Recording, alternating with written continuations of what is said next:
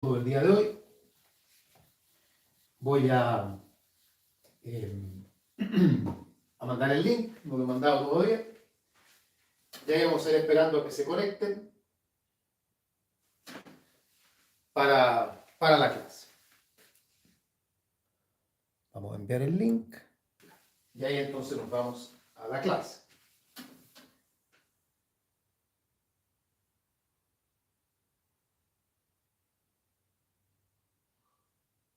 Listo. Ahí se fue el link.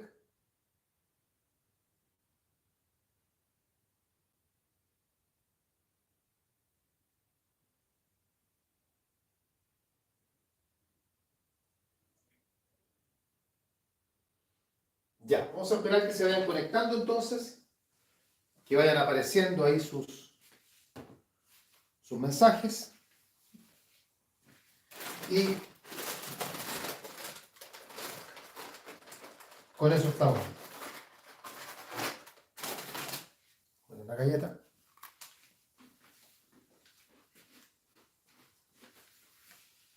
Ya se están conectando ya.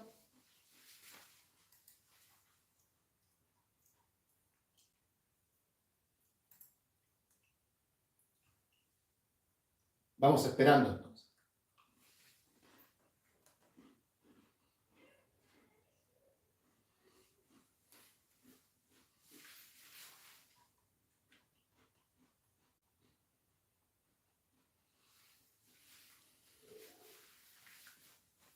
Estamos llegando al quórum ya.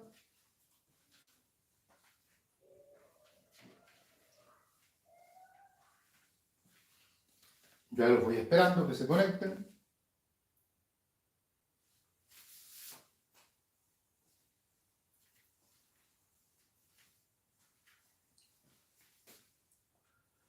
Ya, vamos a comenzar entonces. ¿Estamos en la hora? Sí, estamos en la hora. Muy bien. Vamos entonces a ver en esta parte la clasificación del acto jurídico.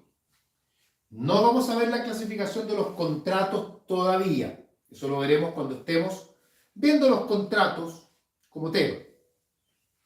Pero mientras tanto veremos la clasificación de acto jurídico y haremos obviamente especial hincapié en la clasificación, y de hecho ahí vamos a partir, que divide a los actos en unilaterales y bilaterales. Ahora cuidado, clasificar es algo que haremos durante el curso en variadas ocasiones. Ustedes saben que derecho, particularmente el derecho civil, está lleno de clasificaciones. Siempre que se clasifica, se tiene que hacer un criterio para clasificar, es decir, uno no puede llegar y clasificar porque sí. Siempre tiene que anticipar, y sobre todo en el examen de grado, uno tiene que decirle al profesor, voy a clasificar atendiendo a él. Nuestra primera clasificación de los actos jurídicos es la que divide a los actos jurídicos en acto jurídico unilateral y bilateral. Y el criterio para distinguir entre acto jurídico unilateral y bilateral es el número de voluntades que van a intervenir. No es el número de partes, no es el número de personas, es el número de voluntades. El acto jurídico unilateral, en tal sentido, se caracteriza porque se trata de un acto en el cual hay una voluntad. Una voluntad está presente en el acto unilateral. Una sola voluntad. Vamos a dar un concepto, que es un acto jurídico unilateral. Diremos que acto jurídico unilateral es, y acá no hay concepto legal, así que lo que vamos a hacer es tomar el concepto de acto jurídico que dimos hace un momento atrás y ese mismo concepto adecuarlo para que calce, para que cuadre con acto jurídico unilateral. En tal sentido, entonces, acto jurídico unilateral es la manifestación de una voluntad destinada a producir efectos jurídicos queridos por el autor. Manifestación de una voluntad destinada a producir los efectos jurídicos queridos por el autor y que se encuentran reconocidos por el ordenamiento jurídico. Se encuentran reconocidos por el ordenamiento jurídico. Eso como concepto entonces de acto jurídico unilateral. ¿Qué ejemplos podemos dar?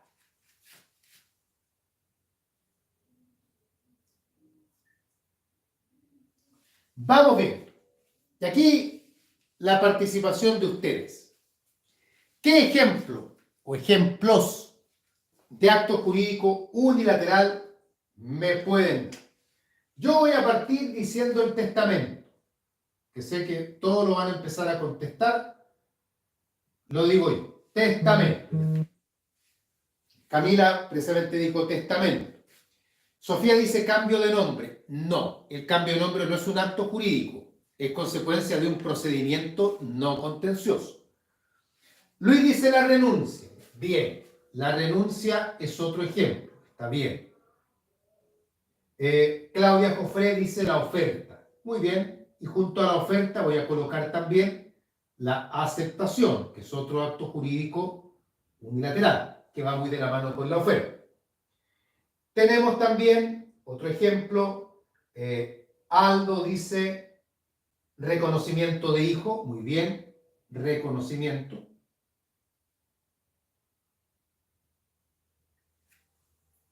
Donna dice la ratificación. También es un buen ejemplo. Ratificación.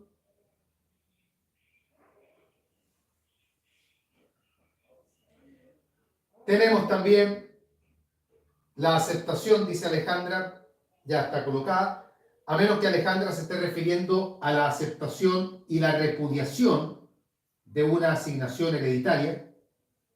Ahí lo voy a colocar junto entonces, aceptación y repudiación.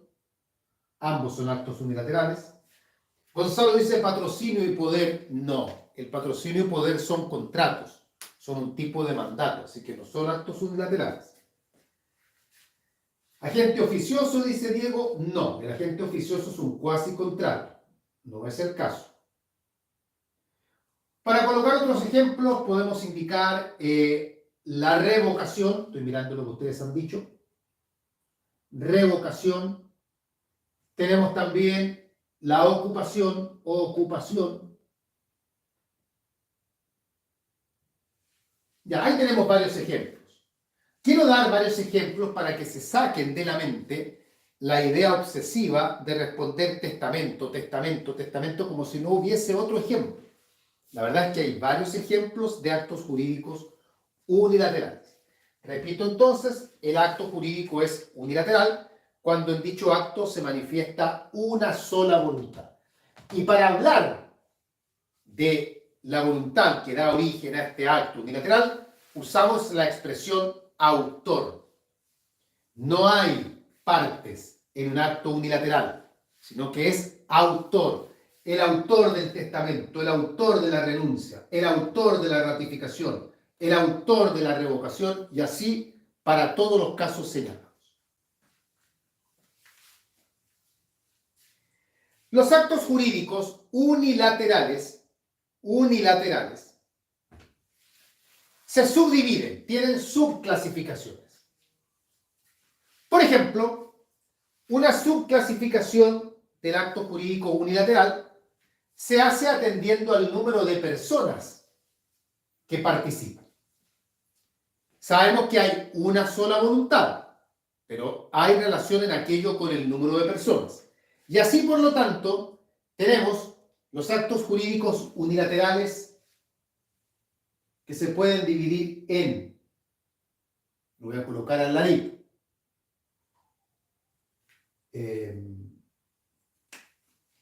individuales y colectivos.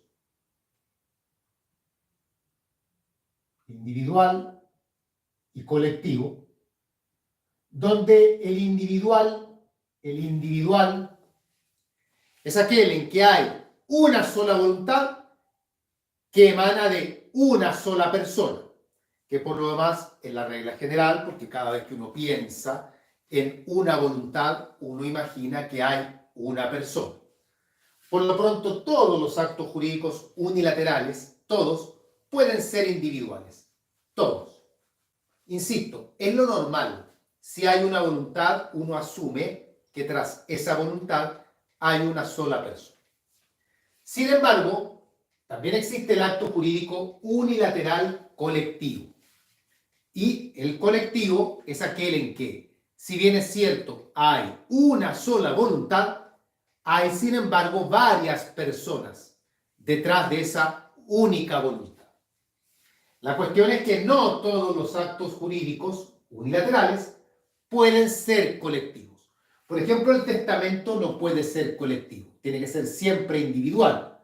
Lo mismo que el reconocimiento de hijo, no puede ser colectivo, tiene que ser siempre individual. Pero no hay problema en que la oferta sea individual o colectiva, que la revocación sea individual o colectiva, la ocupación también podría ser individual o colectiva, por citar ejemplos. Ahí uno tendría que ir viéndolo caso a caso. Camila dice, profe, ¿el desahucio puede ser también? Sí, podría ser el desahucio, también es un acto unilateral. No busquen ejemplos tan complicados porque hay que entender que de cada ejemplo que uno da en un examen, potencialmente el profesor puede ir construyendo nuevos temas.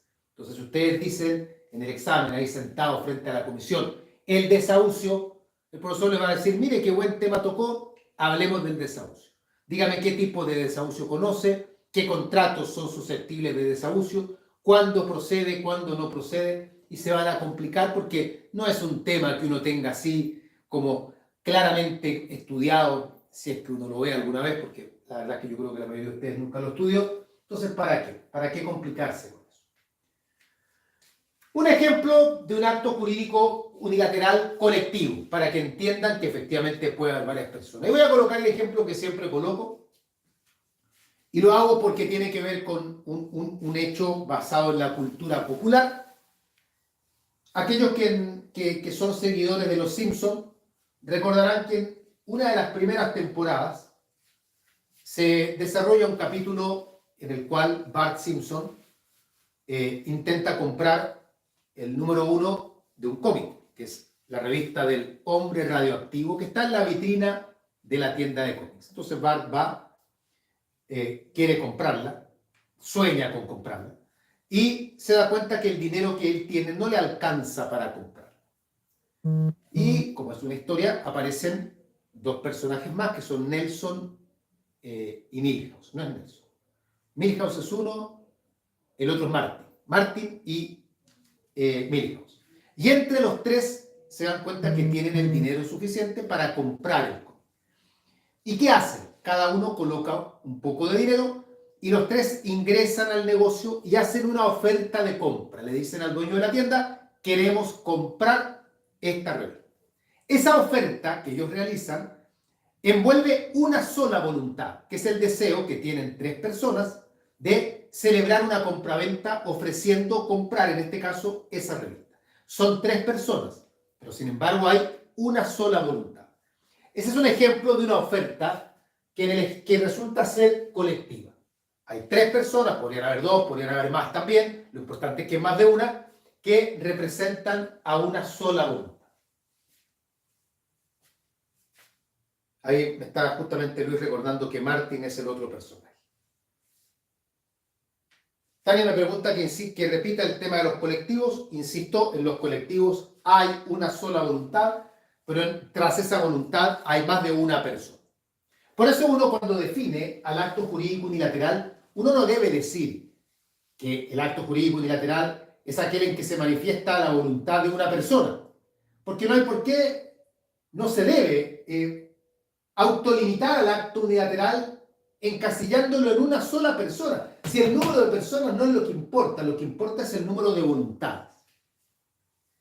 Otra clasificación, subclasificación del acto jurídico unilateral es atendiendo a si el acto unilateral produce efectos por sí solo o si el acto debe complementarse con otro acto. Ahí van a entender cuando expliquemos. Así tenemos que los actos jurídicos unilaterales también se dividen en recepticio y no recepticio. El recepticio y el no recepticio. El recepticio es aquel acto jurídico unilateral que va a lograr producir sus efectos en la medida que haya otro acto jurídico unilateral que lo complemente. Y el ejemplo más evidente es el de la oferta y la aceptación. La oferta es un acto, pero la verdad es que la oferta de poco sirve si no hay, por otra parte, una aceptación. Entonces, la idea de la oferta, quien hace la oferta, la hace a la espera de que de la otra parte haya una aceptación. Son actos que se complementan, son actos independientes. La oferta es un acto, la aceptación es otro acto, pero se complementan. Y en ese sentido se califican como actos recepticios, porque el acto cumple todos sus efectos en la medida que haya otro acto que lo complemente. En cambio, los no recepticios son aquellos actos que no necesitan que haya otro acto jurídico unilateral complementario. Por ejemplo, el reconocimiento de hijo. Yo reconozco a un hijo y listo, ahí termina la historia. No necesitamos que haya una correlación con otro acto jurídico unilateral.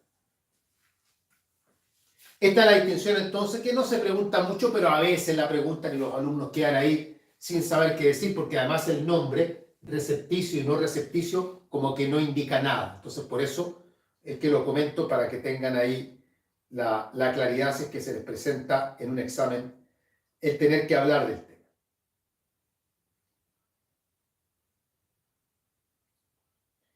Bien, ¿dudas hasta acá?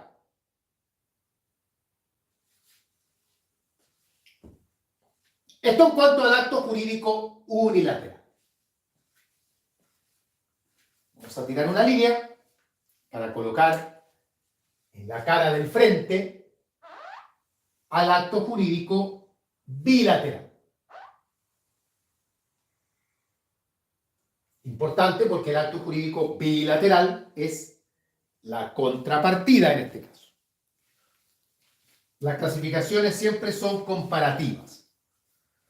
Uno no puede clasificar teniendo solo una parte de la clasificación. Tiene que haber otra. Siempre está la vereda del frente. Se me perdió un plumón, por eso estoy dando vuelta alrededor de la habitación. Mientras tanto, voy a ver si hay alguna pregunta, algún comentario. Donna dice, se quedó pegado en mi internet, y Tania le contesta, tu internet. Al parecer a Donna le está fallando el internet. Debe tener BTR Donna, seguramente.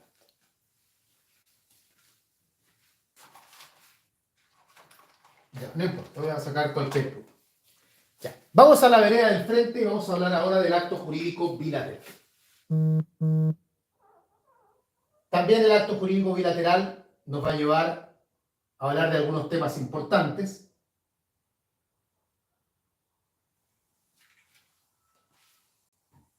Vamos bien. Acto jurídico bilateral. Bilateral. Llamado también convención. Es lo mismo. Son sinónimos. Acto jurídico bilateral o convención.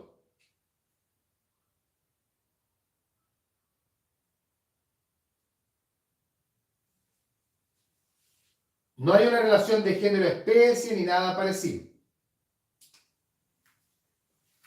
Voy a colocarlo acá. O convención. Los actos jurídicos bilaterales o convenciones se caracterizan porque en ellos se manifiestan dos o más voluntades. Ya los vamos a definir. Pero así como el acto jurídico unilateral se caracteriza porque hay una sola voluntad, acá hay dos o más voluntades.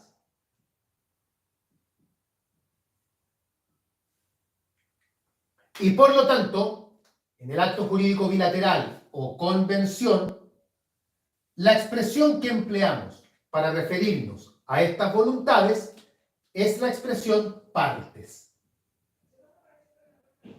Expresión partes.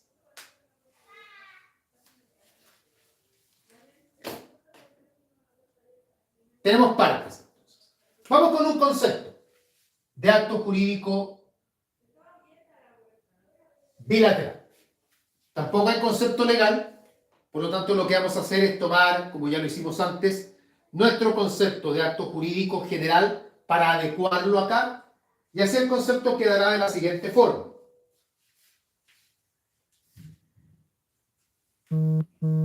Diremos que es la manifestación de dos o más voluntades,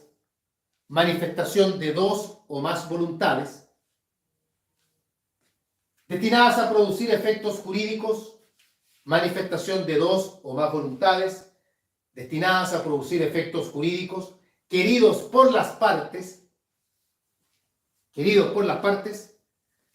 y que se encuentran reconocidos, por el ordenamiento jurídico. Noten cómo en la definición ya no hablamos de autor, sino que hablamos ahora derechamente de partes. Ejemplos de convenciones o actos jurídicos bilaterales. Los escucho.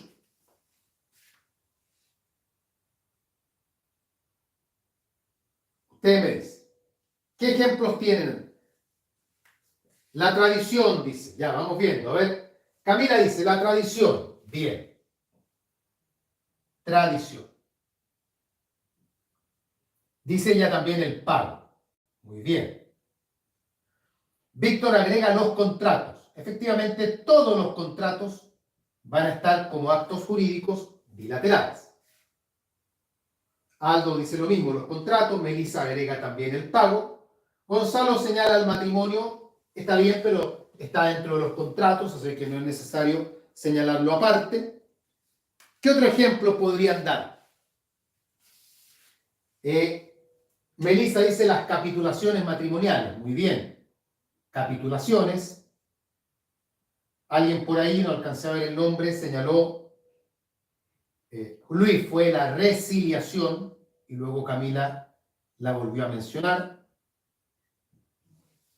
Voy a colocarle algunos otros. Tenemos la compensación.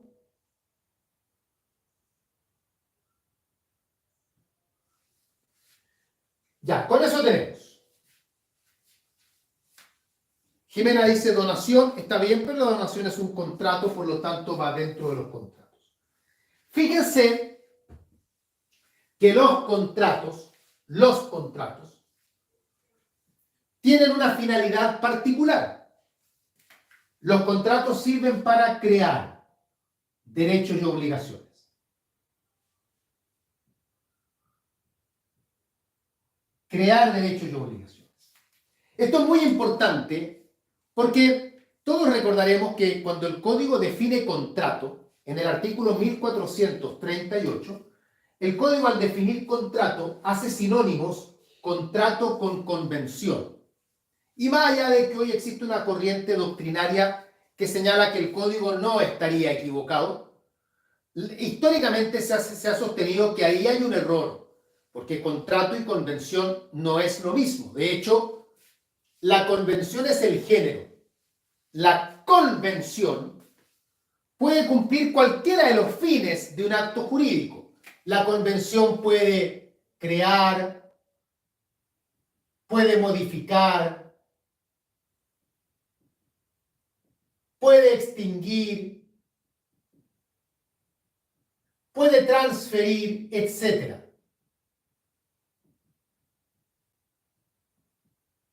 Como todo acto jurídico. Cuando la convención tiene por objeto crear, en ese caso, se llama contrato.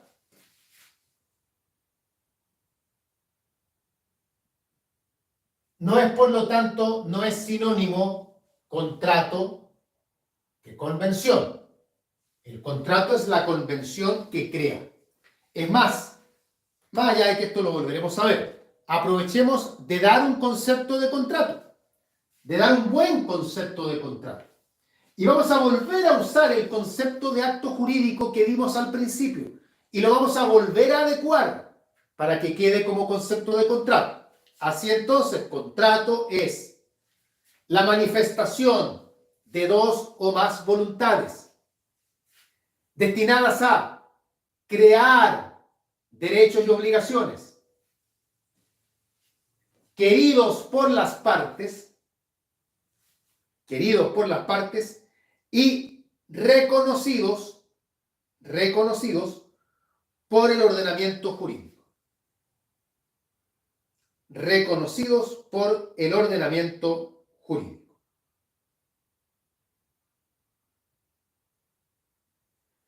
Eso como concepto de contrato. Repito que más adelante hablaremos de los contratos, no hoy día, pero ya que los hemos tocado tangencialmente, recordar que el concepto del 1438 es criticado por hacer sinónimo contrato con convención y dar un concepto de contrato que sea más adecuado que el del código. Luego, en su momento veremos que hay otras críticas al concepto legal de contrato también, en fin, como les digo, eso lo veremos cuando corresponda. Esta es la primera y la más importante de las clasificaciones de actos jurídicos. Es la más importante y es una de las clasificaciones más importantes de todo el derecho civil. Importante no por el alcance que pueda llegar a tener, sino que también porque para examen de grado, esta es una clasificación que se pregunta bastante. O sea, esta es una materia que uno cuando rinde examen de grado debe llegar manejándola bastante bien. ¿Dudas en esto? Dudas en esto antes de pasar a la clasificación siguiente, que también son menos trascendentes ya. No nos vamos a quedar, no vamos a ocupar pizarra ni nada de eso. Me interesaba más esta que las que vienen a continuación, pero las que vienen a continuación igual las vamos a ver.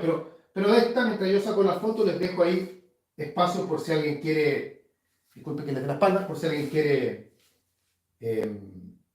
preguntar.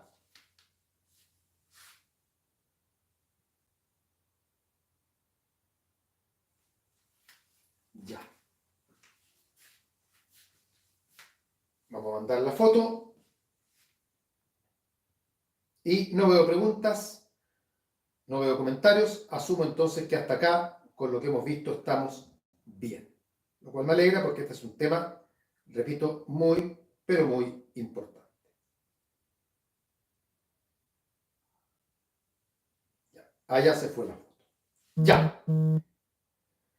Pasemos a otras clasificaciones de actos jurídicos.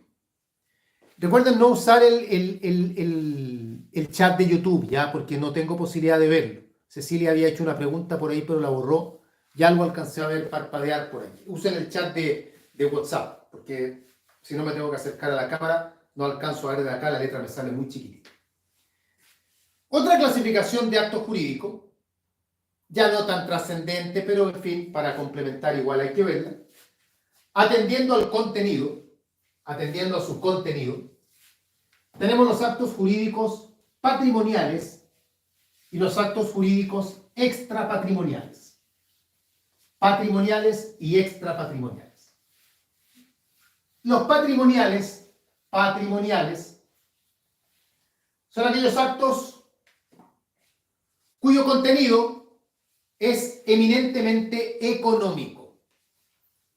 O sea, la finalidad del acto es pecuniaria. No quiero decir patrimonial para no repetir la palabra. Económico, pecuniario, patrimonial al fin y al cabo. Como son por lo demás la gran mayoría de los actos en el derecho civil, porque el derecho civil es un derecho principalmente económico, patrimonial. Actos patrimoniales como la compraventa, el pago, la tradición, la oferta, el arrendamiento, la novación, la transacción, por citar algunos ejemplos bien variados de actos que son patrimoniales. Los actos patrimoniales, atendiendo a su objetivo o a su finalidad, se dividen en actos patrimoniales de administración y actos patrimoniales de disposición. Los de administración son aquellos que tienen por objeto conservar el patrimonio, mejorar el patrimonio, aumentarlo.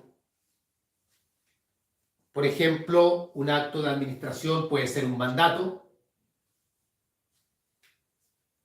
Los actos de disposición, en cambio, son aquellos que tienen por objeto, como el nombre lo indica, enajenar bienes. La tradición, por ejemplo, es un acto de disposición. Por otra parte, tenemos los actos extrapatrimoniales, que son aquellos actos cuya finalidad no es económica, cuya principal motivación no es pecuniaria. Encontramos acá, por ejemplo, el matrimonio o el reconocimiento de un hijo, que si bien es cierto pueden tener efecto económico, su principal motivación, objetivamente hablando, no es esa. Alguno me preguntará, profesor, yo en la universidad los estudié como actos patrimoniales por un lado y por otro lado actos de familia. Sí, también lo pueden señalar así, pero ahí yo les pediría que tengan cuidado porque hay actos de familia que son patrimoniales. Por lo tanto, eso de encasillarlos como patrimoniales por acá y de familia por acá, como pretendiendo decir los actos de familia no son patrimoniales, nos puede llevar a un error. Hay actos de familia que son patrimoniales, como las capitulaciones matrimoniales, por ejemplo, o algún pacto sobre alimentos. Son actos de familia, pero son patrimoniales. Por lo tanto, hoy día la doctrina prefiere hablar más bien de patrimoniales y extrapatrimoniales. Esta es entonces una clasificación de actos jurídicos que, claro, no tiene la importancia que tiene la de unilateral y bilateral, desde luego, pero es importante igualmente. Deme un segundito porque tengo algo en la casa que resolver. Muy cortito, unos segundos nada más. Deme un momento.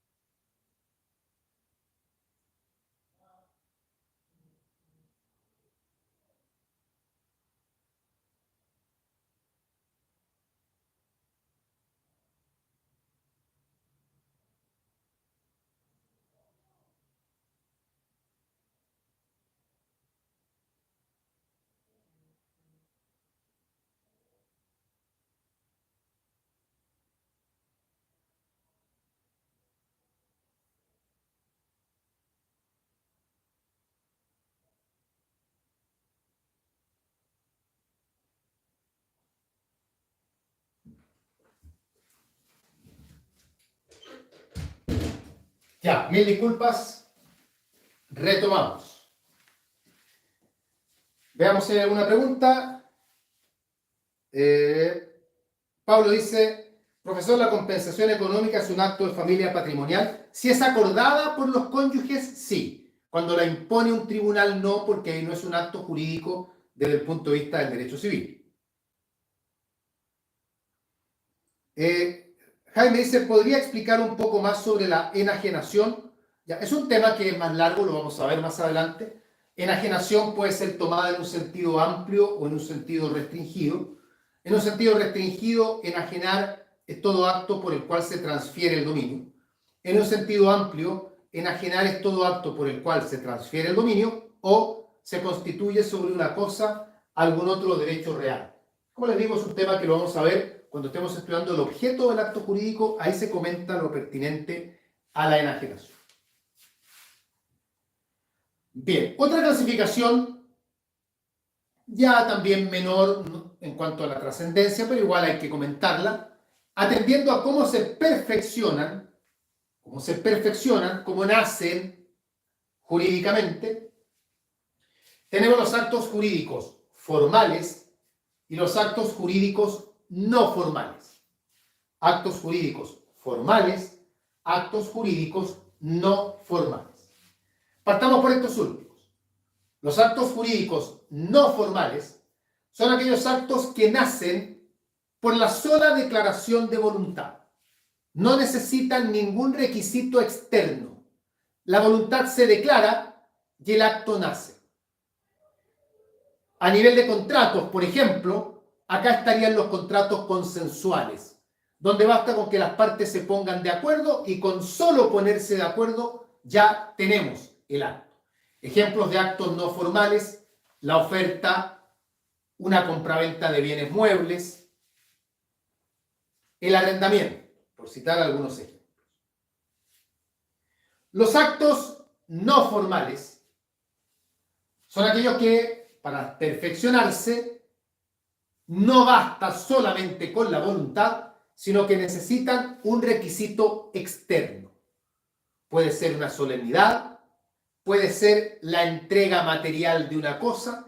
El punto está en que con la sola voluntad no basta. Igual tiene que haber voluntad, pero con la sola voluntad no basta. Debe haber además un requisito externo. Si estuviésemos hablando de contratos, en los formales estarían los contratos reales, que requieren entrega, como el comodato, el mutuo, el depósito, y estarían también los contratos solemnes, que son los que requieren cumplir con una solemnidad legal, como el matrimonio, como también la venta de inmuebles o el contrato de promesa. Y si no queremos hablar de contratos, también podríamos señalar como ejemplo de acto formal el testamento, que claramente debe cumplir también ciertas solemnidades que para estos efectos los consideramos requisitos externos. Y una última clasificación de acto jurídico, y esta ya casi, aunque suene feo decirlo, es casi por rellenar, atendiendo a si el acto requiere o no la muerte de una persona para producir efectos, están los actos entre vivos, los actos por causa de muerte. No digan actos entre muertos, actos entre vivos, actos por causa de muerte. Los actos entre vivos son los actos que no requieren la muerte de una persona para producir sus efectos. Y obviamente son el 99,9% de los actos jurídicos. Una promesa, un mandato, una compraventa, la oferta, la aceptación, el matrimonio, el reconocimiento de hijos. Nadie se tiene que morir para que el acto produzca sus efectos a cabalidad. Los actos por causa de muerte, en cambio, son aquellos que requieren la muerte de una persona para producir sus efectos, donde desde luego brilla con luces propias el testamento, pero podría indicarse también el albaceazgo o el seguro de vida, por dar ejemplo, pero desde luego acá el ejemplo que tienen que dar, y difícilmente les van a pedir otro, es el testamento. Y el testamento es un claro ejemplo, porque los efectos del testamento se van a producir luego de la muerte del testador. Bien, ahí tenemos entonces varias clasificaciones de acto jurídico. Insisto, desde luego, repito y soy majadero con esto, la primera clasificación, la que divide en unilaterales y bilaterales, esa es acá la gran clasificación y esa es acá la que tienen que manejar con lujo de detalle. Bien, preguntas, dudas. No olvidemos que en una semana normal, en este momento estaríamos terminando las clases por esta semana, pero mañana tenemos una clase también. Seguiremos con la misma línea, probablemente veamos mañana, no lo he visto aún, tal vez veamos la capacidad, no sé, no he visto la programación, pero seguimos con los temas de acto jurídico que nos van a entretener, creo yo que lo que queda mañana y probablemente la próxima semana también. Es un tema, acto jurídico, como les digo, que hay que tratar de ver varios temas acá, porque son bien importantes. Ya. No veo dudas, no veo preguntas, no veo comentarios. Asumo entonces que estamos ok con lo que hemos visto el día de hoy. Ya mandé la foto pertinente y por lo tanto creo que estamos para ir cerrando. Muy bien, señores. Estamos listos entonces. Nos vemos mañana. Que estén todos muy bien, mucho ánimo y cualquier cosa, cualquier comentario, como siempre, a través del chat, del WhatsApp. Y seguimos en contacto hasta la clase mañana. Mañana nuevamente envío PowerPoint. Todo lo que ustedes ya saben, ya están entendiendo cómo funciona el sistema. Que estén todos muy bien, cuídense mucho. Chao, chao. Descansen.